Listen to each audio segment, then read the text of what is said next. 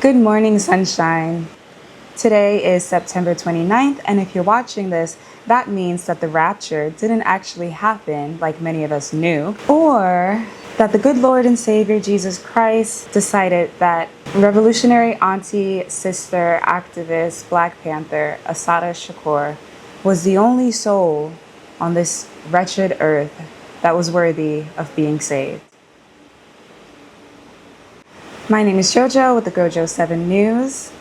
Always on the go, always working for you. The weekly World News Report is designed for stupid Americans who want to learn more about international politics.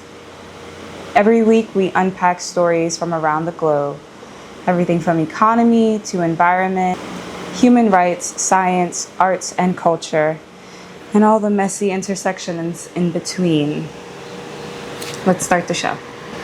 Colombian President Gustavo Petro addressed the United Nations last week. He called out President Trump's extrajudicial killings in the Caribbean, as well as the U.S. support for Israel. Later, he joined pro-Palestinian protests outside of the United Nations headquarters.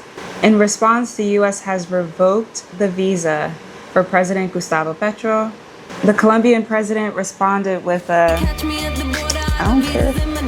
Later, he posted on Twitter that revoking the visa, for denouncing genocide shows that the U.S. no longer respects international law. Britain, Canada, Australia, Portugal, France, Luxembourg, Malta, Monaco, Andorra, and Belgium have all joined the list of over 150 countries who have formally recognized a Palestinian state. The announcements were made just before the 80th session of the United Nations General Assembly. Last week, thousands of Italians across cities like Milan, Rome, and Venice took part in a general strike, with dock workers leading the way. Activists say that the strike and protests are meant to increase pressure on authorities to take a stronger stance against the genocide in Gaza. Their efforts have proven to be quite successful, as Italy has vowed to send a naval ship into the Mediterranean Sea charged with protecting the Global Samud Flotilla, a humanitarian aid ship headed to Gaza. The world watches as the flotilla makes its very last stops before heading to the Gazan coast. Last Wednesday night, activists reported a wave of attacks from Israeli drone strikes.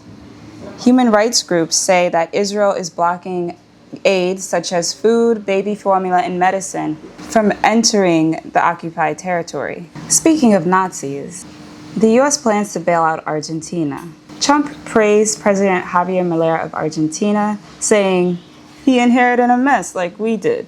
Argentina's inflation rate did peak at more than 25% soon after President Milei took office.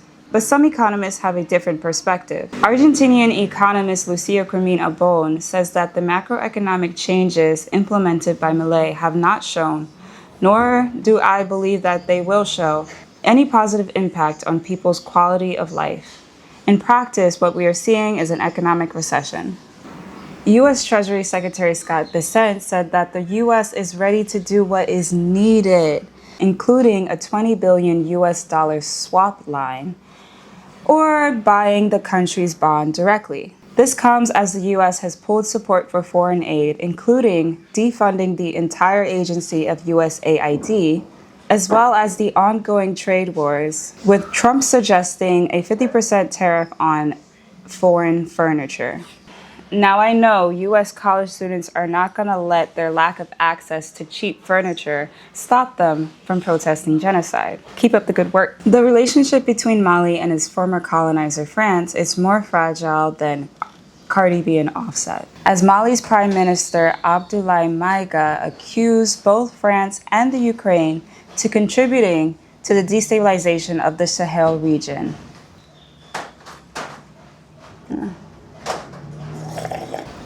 Now here's the tea. Abdoulaye Maïga stated specifically that Ukraine's public officials affirmed their participation in a terrorist attack that took place in Mali in July of 2024. During his United Nations address last week, the Prime Minister also claimed that Ukraine has become one of the biggest suppliers of kamikaze drones to terrorist groups around the globe. Since 2022, there have been sporadic reports of small and large arms being stolen or lost from the Ukrainian military. But what's the big deal if a few drones and tanks go missing? When the US Department of War is your sugar daddy, that money is long. Sprinkle, sprinkle. Sprinkle, sprinkle. Madagascar is the latest Pacific nation to rise up in protests. Hundreds of young people took to the streets in the capital of Antananarivo on Thursday and Saturday to demand access to water, electricity, and freedom of expression. A few weeks ago, Indonesian citizens demanded justice for the death of the 21-year-old delivery driver in Jakarta, as well as an end to government corruption. Tens of thousands of protesters in Nepal took to the streets earlier this month, calling out inequality, corruption, and Nepo kids. The government shut down social media platforms, hoping to quiet the protests, but the protesters still managed to set fire to the Parliament building and the Supreme Court building.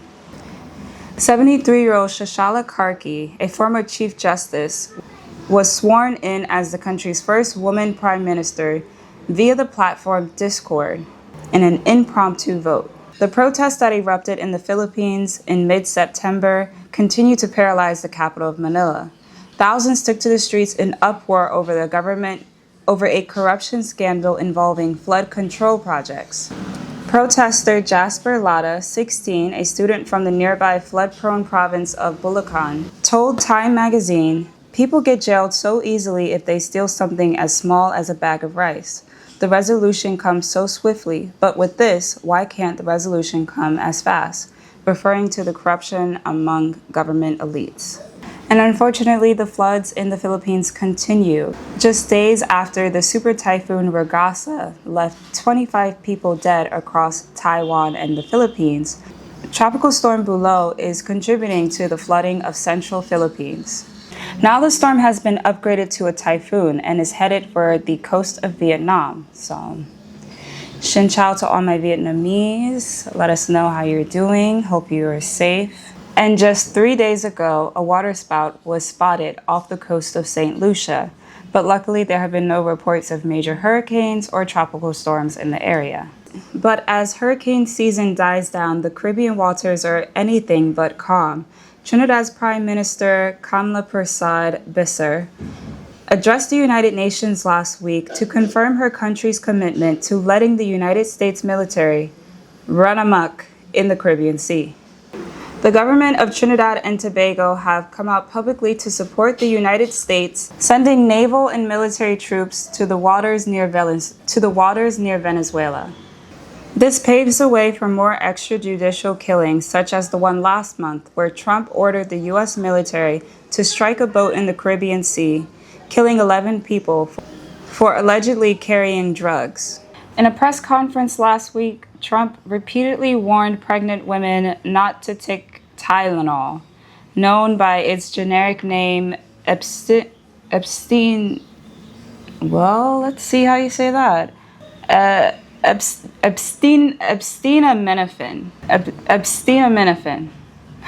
Is that okay?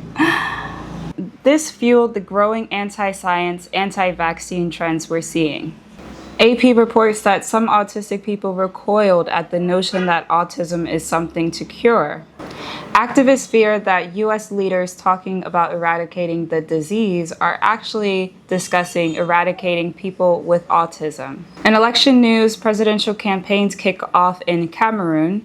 Gabon is awaiting the results of its first local election since the 2023 coup. The Seychelles is headed back to the polls after the election concluded with no clear winner. Malnutrition has killed 23 people in 1 month in Sudan's besieged city of El Fasher. It's a stark reminder that Sudan has been on the 5th phase of famine for over a year.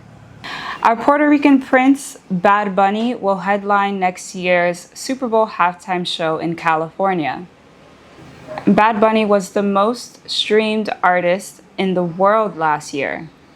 But his recent tour skipped U.S. cities due to concerns that ICE would use the concerts to arrest and harass immigrant families. Some good news coming out of Suriname last week. Suriname's government has pledged to protect 90% of its tropical forests. Conservations are calling it one of the most ambitious commitments to climate and biodiversity ever made by Amazonian nation. The announcement comes just weeks before the United Nations COP30 climate summit, which will be hosted in Belém, Brazil. Brazil is one of Suriname's neighbors, along with Guyana and French Guiana, also known as Cayenne. The pledge exceeds the 30 by 30 global target, a United Nations-backed goal for countries to protect 30% of their land and ocean by 2030. With over 20 million from a coalition of environmental donors, the new framework could also recognize the ancestral lands of indigenous peoples and Maroon peoples. Maroons are descendants of enslaved Africans who escaped to the rainforest. It aims to expand opportunities in ecotourism and forest protection industries. Suriname is just one of few countries that are carbon sinks. Other countries include Bhutan, Panama, and Sorry, that's a typo. Guyana is no longer a carbon sink because our government is drilling oil with the help of ExxonMobil in the United States. So that's what happened in the news last week. Thank you for watching the Global News Report. Please like, comment, and subscribe for more global news, as well as travel vlogs and general cultural commentary. Please get involved with grassroots political organizations in your area. Please keep your eyes on the Global Samud Flotilla as they near the coast of Gaza. Follow Focus Congo for more information on the modern-day slavery that is happening in the mines in the Congo. And please love and protect each other. This is your World News Report. My name is Jojo with the GoJo7 News. Always on the go, always working for you. Good night, everyone.